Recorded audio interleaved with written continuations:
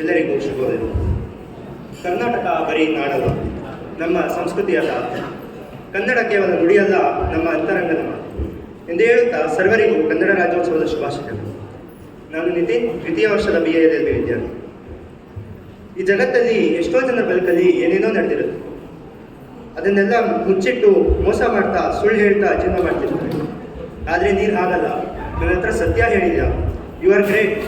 ನಿನ್ಮೇಲೆ ಗೌರವ, ಪ್ರೀತಿ ಇನ್ನೂ ಜಾಸ್ತಿ ಆಗ್ತಾ ಇದೆ. ಹೌದು ಗೀತಾ ಸರ್? ಗೀತಾ ಅವ್ರು ಹೇಗಿದ್ದಾರೆ ಸರ್? ಶ್ರೀನಗರ ಕಿಟ್ಟಿರವರು. ಇವರ ಮೂಲತಃ ಹೆಸರು ಕೃಷ್ಣ. ಇವರು ಹುಟ್ಟಿದ್ದು 1975 ಜುಲೈ 8ರಂದು ಬೆಂಗಳೂರಿನ ಬಸವನಗುಡಿಯಲ್ಲಿ. ಇವರ ವೇದಿಕೆಯ ಹೆಸರು ಶ್ರೀನಗರ ಕಿಟ್ಟಿ. ಇವರಿಗೆ ಕಿಟ್ಟಿ ಎಂಬ ಹೆಸರು ಪ್ರಖ್ಯಾತಿಯಾಗಲು ಕಾಡಿ ಎಂಬ ನಾಟಕದಲ್ಲಿ ಕಿಟ್ಟಿ ಎಂಬ ಪಾತ್ರ ನಿರ್ವಹಿಸುತ್ತಿದ್ದಾರೆ. ಇವರು ತಮ್ಮ ವೃತ್ತಿ ಜೀವನವನ್ನು ಬಾಲನಟನಾಗಿ ಆರಂಭಿಸಿದರು. ಕಿರುತೆರೆಯ ಧಾರಾವಾಹಿಗಳಾದ ಮಲೆನಾಡಿನ ಚಿತ್ರಗಳು, ದೊಡ್ಡ ಮನೆ, ಕಂದನ ಕಾವ್ಯ ಹೀಗೆ ಅನೇಕ ಧಾರಾವಾಹಿಗಳೊಂದಿಗೆ ಕನ್ನಡದ ಪ್ರೇಕ್ಷಕರ ಮನೆ ಮಾತಾಗಿದ್ದಾರೆ. ಇವರು ಧಾರಾವಾಹಿಗಳಷ್ಟೇ ಅಲ್ಲದೆ ವೇದಿಕೆ ನಾಟಕಗಳಲ್ಲೂ ಸಕ್ರಿಯರಾಗಿದ್ದಾರೆ. ಇವರ ಕೆಲವು ನಾಟಕಗಳೆಂದರೆ ಕಾಡು, ಕಪ್ಪೆಬಾವಿ ನಕ್ಷತ್ರ, ಅಕ್ಕ ಹೀಗೆ ಮುಂತಾದವು.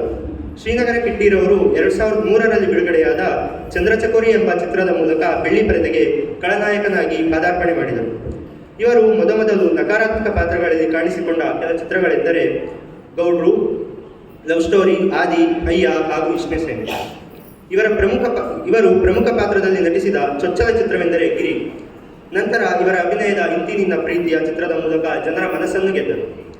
ತದನಂತರ ಇವರ ವಲಯ ಜೀವನ ಲೆಕ್ಕಾಚಾರ, ಜನುಮದ ಗೆಳತಿ, ಮಾತೆ ಮುಂಗಾರು, ಸವಾರಿ, ಮಳೆ ಬರಲಿ ಮಂಜು ಇರಲಿ, ಸಂಜು ಮತ್ತು ಗೀತಾ, ಹುಡುಗರು ಹೀಗೆ ಹಲವಾರು ಚಲನಚಿತ್ರದಲ್ಲಿ ನಟಿಸಿದ್ದಾರೆ. 2011ರಲ್ಲಿ ಬಿಡುಗಡೆಯಾದ ಸಂಜು ಮತ್ತು ಗೀತಾ ಚಿತ್ರದ ಸಂಜಯ್ ಅಲಿಯಾಸ್ ಸಂಜು ನಟನೆ ಹಾಗೂ ಗೀತಾ ಪಾತ್ರವನ್ನು ನಿರ್ವಹಿಸಿದ ಮೋಹಕತಾರೆ ರಮ್ಯಾರವರ ಅಭಿನಯ ಈಗಲೂ ಪ್ರೇಕ್ಷಕರಿಗೆ ಕಣ್ಣು ಕಟ್ಟಿದಂತಿದೆ. ಇದಲ್ಲದೆ ಅದೇ ವರ್ಷ ಬಿಡುಗಡೆಯಾದ ಹುಡುಗರು ಚಿತ್ರದಲ್ಲಿ ಡಾಕ್ಟರ್ ಪುನೀತ್ ರಾಜ್ಕುಮಾರ್ ಹಾಗೂ ಲೂಸ್ಮದ ಯೋಗಿ ಅವರೊಂದಿಗೆ ಕಿಟ್ಟಿರವರು ಚಂದ್ರು ಪಾತ್ರಕ್ಕೆ ಜೀವ ತುಂಬಿ ಜನರ ಮನಸ್ಸಲ್ಲಿ ಉಳಿದರು.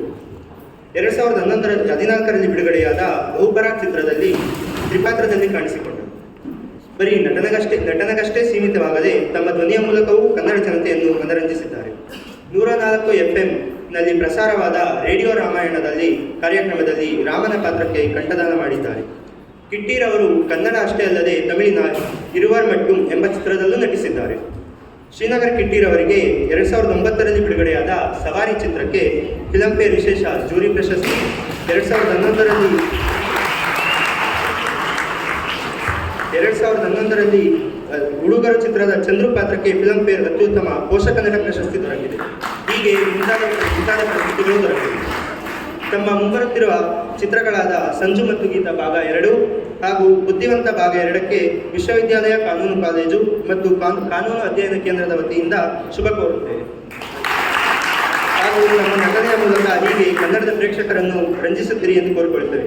ಧನ್ಯವಾದಗಳು. ಜೈ ಭುವನೇಶ್ವರಿ. ನಾನು ಈ ಸಂದರ್ಭದಲ್ಲಿ ನಮ್ಮ ಬ್ಯಾಂಕ್ ಮ್ಯಾನೇಜರ್, ವಿಜಯ ಬ್ಯಾಂಕ್ ಮ್ಯಾನೇಜರ್ಗೆ ಬ್ಯಾಂಕ್ ಆಫ್ ಬರೋಡ ರವಿ ಅವರು ಭಾಳ ಒಳ್ಳೆಯ ಸ್ನೇಹಿತರು. ಅವ್ರ ಮೂಲಕ ದೊಡ್ಡ ಚಲನಚಿತ್ರರು ನಟರು ನಮಗೆ ಪರಿಚಯ ಆದರು. ಅದರಲ್ಲಿ ಈಗ ಜಸ್ಟ್ 1 ತಿಂಗಳು ಆಗಿಲ್ಲ, 1-2 ತಿಂಗಳಲ್ಲಿ ಭೇಟಿ ಮಾಡಿದ್ದು. ನಮ್ಮ ಮಾತುಕತೆ ನೋಡಿ ಭಾಳ ಸಂತೋಷಪಟ್ಟರು. ನಾನು ಅವ್ರಿಗೆ ರಿಕ್ವೆಸ್ಟ್ ಮಾಡಿದೆ, ಸರ್ ನಮ್ಮ ಕಾನೂನು ವಿದ್ಯಾರ್ಥಿಗಳನ್ನ ನೀವು ಅಡ್ರೆಸ್ ಮಾಡಿದ್ರೆ they will be very happy sir ಅಂತಂದರು. ಮತ್ತು ಅವ್ರ ಕನ್ನಡ ಭಾಷೆ ಎಷ್ಟು ಚೆನ್ನಾಗಿದೆ ಅಂತಂದರೆ ನಮ್ಮ ಕನ್ನಡ ಚಿತ್ರರಂಗದಲ್ಲಿ ಒಂದು ಗೌರವವನ್ನು ಉಳಿಸ್ಕೊಂಡಿರ್ತಕ್ಕಂಥ ಮೇರು ನಟ ಅಂತ ಹೇಳಿದ್ರೆ ಅತಿಶಯೋಕ್ತಿ ಆಗಲಾರ್ದು. ಅದರಲ್ಲಿ ಬಹುಮುಖ್ಯವಾಗಿ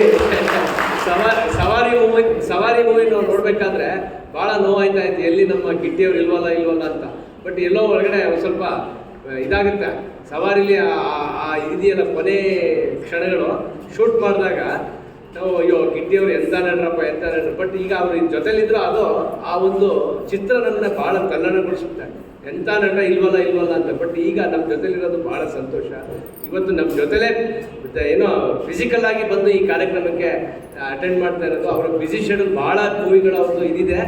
ನಾವು ರಿಕ್ವೆಸ್ಟ್ ಮಾಡಿ ಬರೀ ಅವ್ರ ಭೇಟಿನೂ ಮಾಡೋಕ್ಕೆ ಹೋಗಿಲ್ಲ, ನಾವು ಆಹ್ವಾನ ಪತ್ರಿಕೆನೂ ಕೊಡೋಕ್ಕೆ ಹೋಗಿಲ್ಲ. ಅಷ್ಟು ಸರಳ ವ್ಯಕ್ತಿತ್ವ ಇರ್ತಕ್ಕಂಥ ಮೇರು ನಟರು ನಮ್ಮ ಶ್ರೀನಗರ ಕಿಟ್ಟಿಯವರು. ಇವತ್ತು ಭಾಳ ಸಂತೋಷ ಆಗಿದೆ ಸರ್. ದಯವಿಟ್ಟು ನಾವು ವಿದ್ಯಾರ್ಥಿಗಳನ್ನು ಅಡ್ರೆಸ್ ಮಾಡಬೇಕು.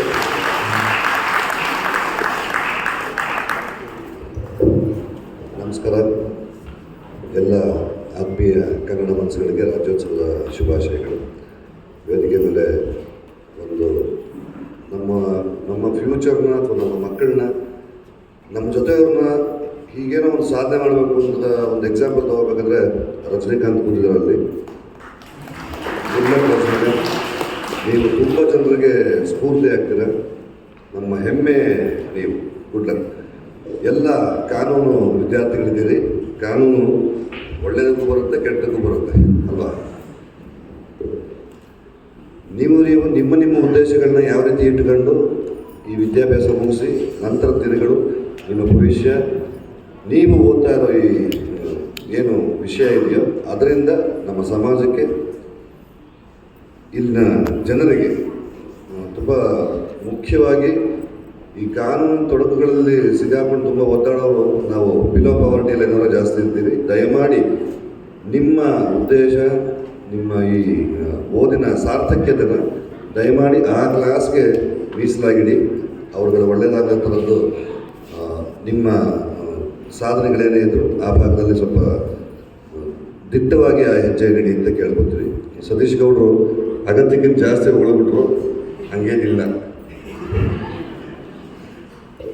ಸ್ನೇಹಿತರಾದ್ವಿ, ಸಿಕ್ವಿ, ನಕ್ವಿ, ಬರಬೇಕು ಅಂತ ಕೇಳಿದ್ರು, ಬಂದೆ, ಇಲ್ಲಿ ನಿಂತಿದ್ದೀನಿ, ನಿಮ್ಮ ಮುಂದೆ ಮಾತಾಡ್ತಿದ್ದೀನಿ. ಭಾಳ ಖುಷಿಯಾಗುತ್ತೆ. ನಿಮ್ಮೆಲ್ಲರ ಬದುಕು ಬಂಗಾರ ಆಗಲಿ. ಮತ್ತೊಮ್ಮೆ ನಿಮ್ಮೆಲ್ಲರಿಗೂ ರಾಜ್ಯೋತ್ಸವದ ಶುಭಾಶಯಗಳನ್ನ ಹಾರೈಸ್ತಾ ನಾನು ಮಾತುಗಳು. Thank you.